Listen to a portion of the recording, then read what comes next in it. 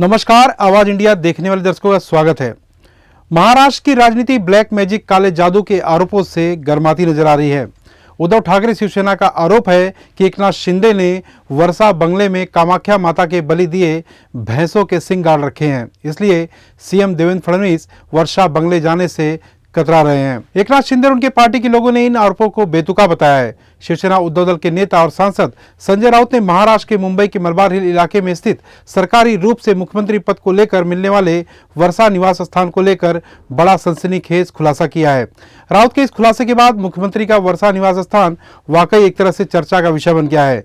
जानकारी के लिए बता दें कि महाराष्ट्र में महायुति सरकार बनने के बाद मुख्यमंत्री की शपथ लेने के बाद अभी तक देवेंद्र फडणवीस मुख्यमंत्री निवास स्थान वर्षा बंगले में क्यों रहने नहीं जा रहे हैं, ये चर्चा भी जोरों पर है।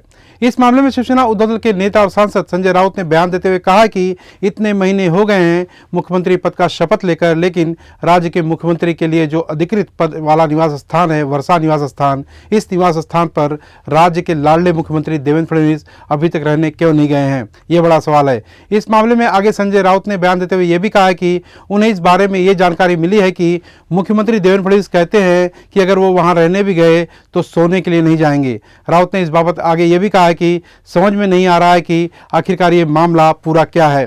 पूरे महाराष्ट्र को इस बारे में चिंता सता रही है। अब इसका जवाब नींबू वाले शिंदे गुट को देना चाहिए। शिंदे दल में जितने भी नींबू सम्राट हैं, नींबू मिर्ची वाले, उनको देना चाहिए। इस बारे में राउत ने आगे ये भी कहा है कि उन्हें इस बारे में जानकारी मिली है कि बीजेपी के गलियारों में ये चर्चा जोरों पर है कि वर्षा निवास स्थान ने आंगन में कुछ खुदाई कर कामाख्या मंदिर से आए भैंसों के सिंग को दफनाया गया है। ये इसलिए किया गया है जिसकी बलि दी गई है, ऐसा सब उनके लोग ही कह रहे हैं कि अब वहां का कर्मचारी भी ये बात कहते नजर आ रहा है। अब ये सच है या झूठ हमें नहीं पता, क्योंकि हम अंधश्रद्धा पर विश्वास रखने वाले लोग नहीं हैं। हम लोग अंधश्रद्धा निर्मूलन कानून मानने वाले लोग हैं। लेकिन ये चर्चा है कि कामाख्या मंदिर में जो भी बलि दी गई, उस बलि के बाद मंत्रों से युक्त सिंग लाए गए और उन सिंगों को वर्षा निवास स्थान के आंगन में लाकर गाड़े गए, और ये इसलिए किया गया कि मुख्यमंत्री का पद किसी और के पास नहीं जाए। इस तरह की चर्चा अब वहां के कर्मचारी भी कह रहे हैं, और ये सब चर्चा है। देवेंद्र फडणवीस अजून वर्षा बंगल्यावर का जात नाही, हा मारुती कांबळेचं काय झालं यासारखा आमचा प्रश्न आहे। इतके महिने झाले मुख्यमंत्री पदाची शपथ घेऊन, पण मुख्यमंत्री पदाचं जे अधिकृत निवासस्थान महाराष्ट्राचं आहे, तेथे अद्याप आमच्या राज्याचे लाडके मुख्यमंत्री देवेंद्र भाऊ फडणवीस ते अद्याप राहायला का जात नाही। आणि मी असं ऐकलंय, मुख्यमंत्री असं म्हणतात राहायला गेलो तरी तिथे मी झोपायला जाणार नाही। म्हणजे काय प्रकार आहे?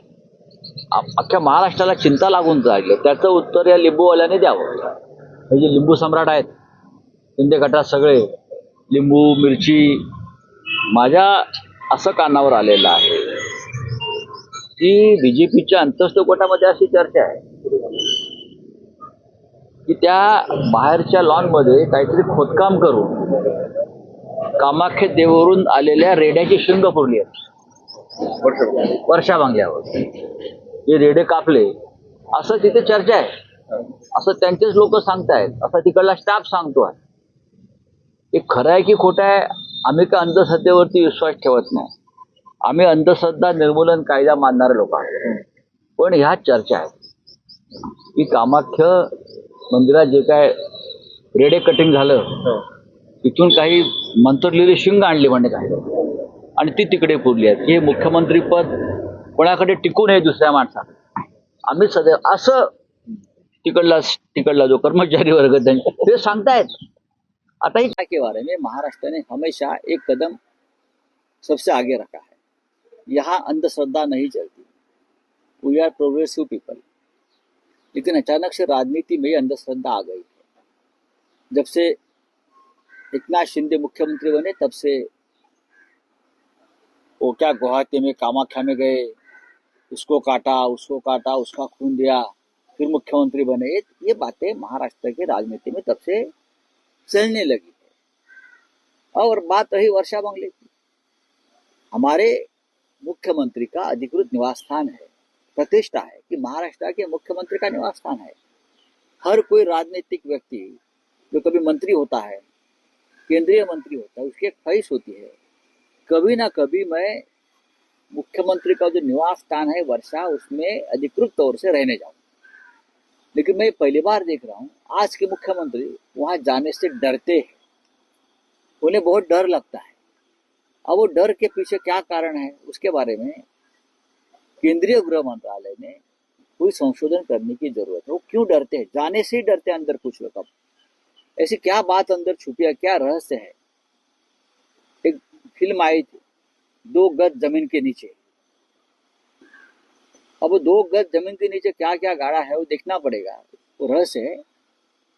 राम गोपाल वर्मा ने वहां भी जाना चाहिए और एक फिल्म बनानी चाहिए कि वर्षा बंगला का रहस्य क्या है। मुख्यमंत्री पद है तो वहां जाकर आपको उस बंगले में रहना पड़ेगा। तो मैं सुन रहा हूँ कि देवेंद्र जी जाना नहीं चाहते। अगर नहीं जाना चाहते तो वर्षा बंगला तोड़कर नया बंगला बनाना चाहते हैं, जमीन के नीचे क्या है वो देखना चाहते हैं। ये सब बातें अब चर्चा में है। संजय राउत के इस बयान के बाद खुद उप मुख्यमंत्री एकनाथ शिंदे ने कहा कि संजय राउत खुद काले जादू करने का काम करते होंगे, उन्हीं से इस बारे में ज्यादा जानकारी सभी को मिल सकती है। ज्यादा उनको उसका एक्सपिरियन्स, खूप जास्त एक्सपिरियन्स त्यांना आहे त्याच्यातला जास्त एक्सपिरियन्स अनुभव त्यांना असल्यामुळे मला वाटतं त्यांनाच विचारा तुम्ही खरं काय खोटं काय। संजय राउत को शिंदे शिवसेना के नेता और कैबिनेट मंत्री संजय सिरसाट ने भी जवाब दिया है और कहा है कि संजय राउत का दिमाग खराब हो गया है, इसलिए ऐसे अनाप शनाप वो आरोप लगा रहे हैं। संजय राउत ऐसे झूठे आरोप कर अंधविश्वास को बढ़ावा दे रहे हैं, उन पर राज्य के मुख्यमंत्री को मामला दर्ज कर कार्रवाई करनी चाहिए। वहीं इस पूरे मामले को लेकर मुख्यमंत्री देवेंद्र फडणवीस की ओर से कोई जवाब तो नहीं दिया गया, लेकिन उनके दफ्तर से ये कहा गया कि वर्षा बंगले के रेनोवेशन का काम चल रहा है और काम खत्म होते ही राज्य के मुख्यमंत्री वर्षा बंगले पर रहने जाएंगे।